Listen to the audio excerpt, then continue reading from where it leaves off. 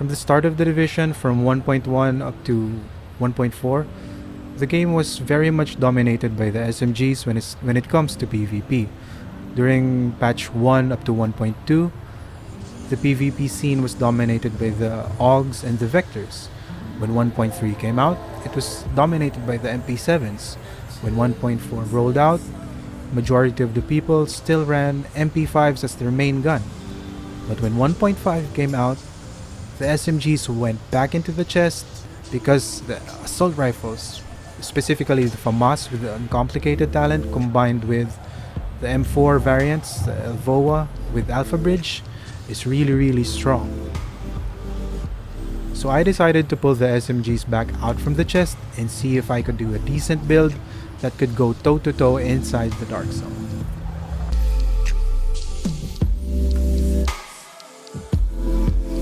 Alright, so let's take a look at my build. I'm using 4-piece Alpha Bridge with 2-piece high ends. My weapons are submachine guns, specifically the Burstfire MP5A4 and the Vector. Let's first do an overview on my gear, and we'll discuss the things in depth later after the overview. So let's begin with the chest piece.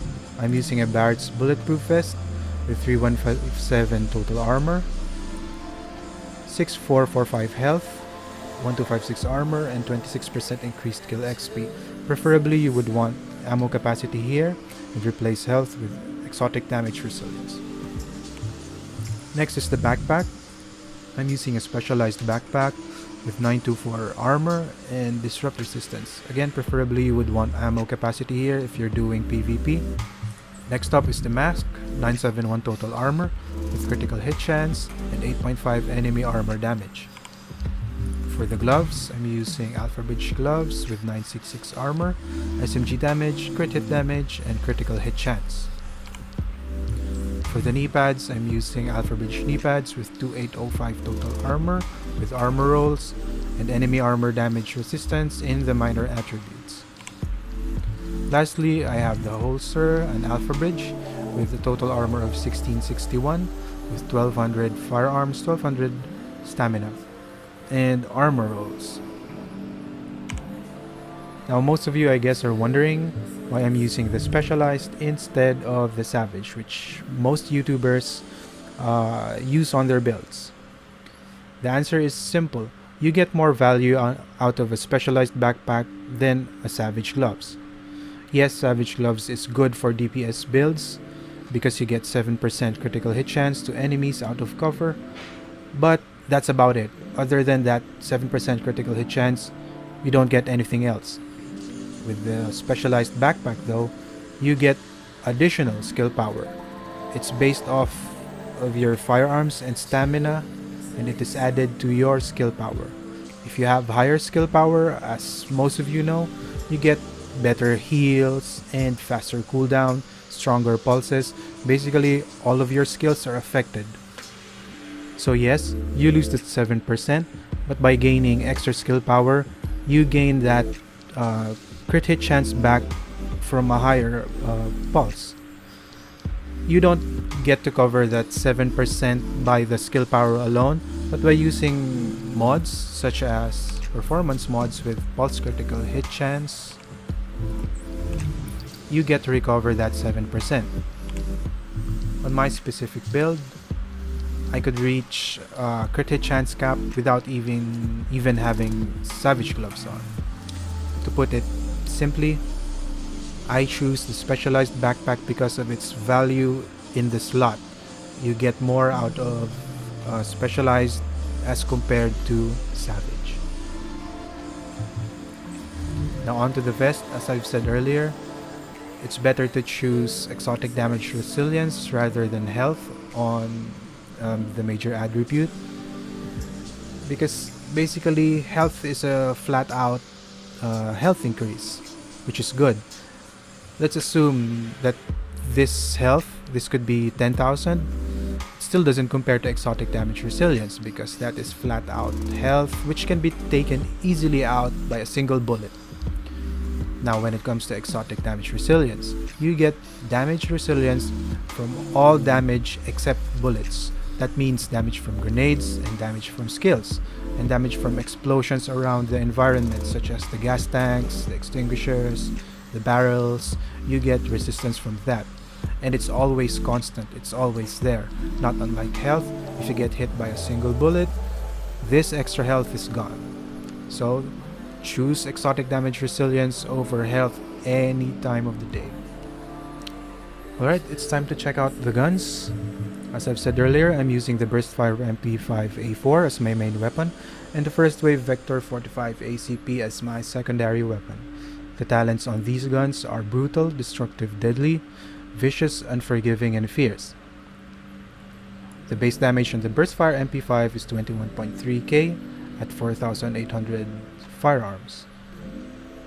If you're running SMGs, you would want to focus on critical hit chance because the natural talent of submachine guns are critical hit damage. Now, critical hit damage is useless if you don't have a high critical hit chance. And if you're aiming for a high critical hit chance, it would be a waste if you're not going to aim for the cap, which is 60%. So the goal here is to reach the critical hit chance cap of 60%. For the other talents, Brutal is always a good choice because it gives 12% extra headshot damage. Deadly is good. As I've said earlier, you want to leverage on your crit hit chance and the natural talent of the SMGs. So an additional crit hit damage is always welcome. Unforgiving, it has good synergy with Vicious and with this specific build. The synergy with Vicious is if you have full 2 bars of health, you get the talent Vicious and Unforgiving active at the same time.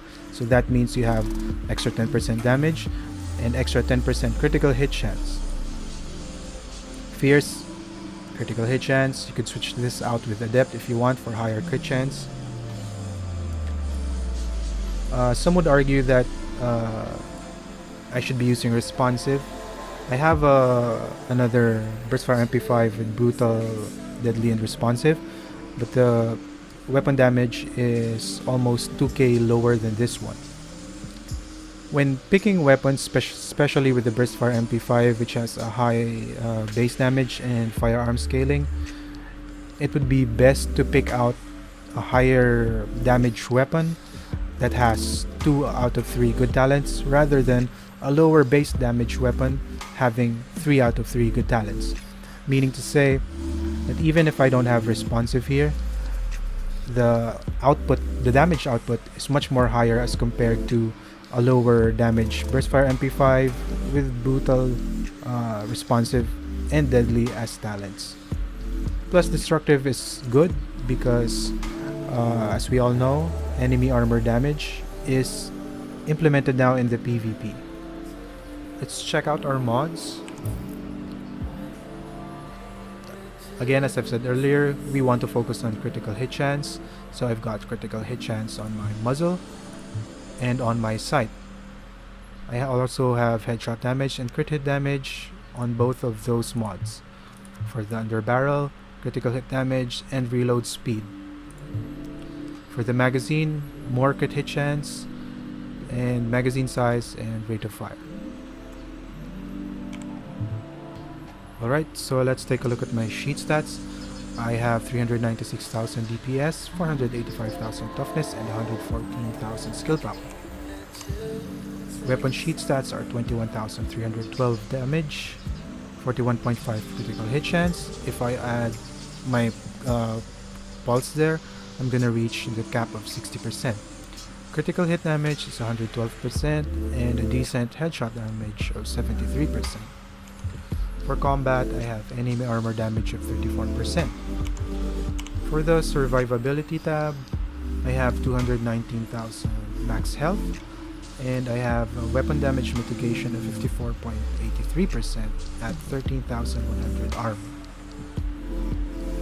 For my skills, as always, I'm using Pulse with Scrambler when I'm in PvP. It has 19.70% crit hit chance and 19.70 critical hit damage. Booster Shot. For my heal, I pick Booster Shot over Overdose because the Booster Shot's damage mitigation gives me more effective health as compared to an overheal. Plus you get a damage boost from using the Booster Shot. For the ultimate or special, when I'm running solo, I use recovery link. If I'm in a group, I use tactical link. As for the talents, same talents as before. On the move for damage reduction. Same with the critical save, damage resistance. Strike back for cooldown when you're on low health. And precision, so you can pulse the enemies when you headshot them. Even if you don't have the pulse skill active, you could still use precision to activate the pulse, therefore keeping you always at 60% critical hit chance. So that's it, ladies and gents. I hope you liked the video. If you did, please press the like button. If you're not yet a subscriber, please do subscribe. I do try my best to put out content like these where I try to help other players in building their character. And if you think this video could help other players out, please do share it. Thank you for the continued support. Alright, see you on my next video, and happy holidays, everyone.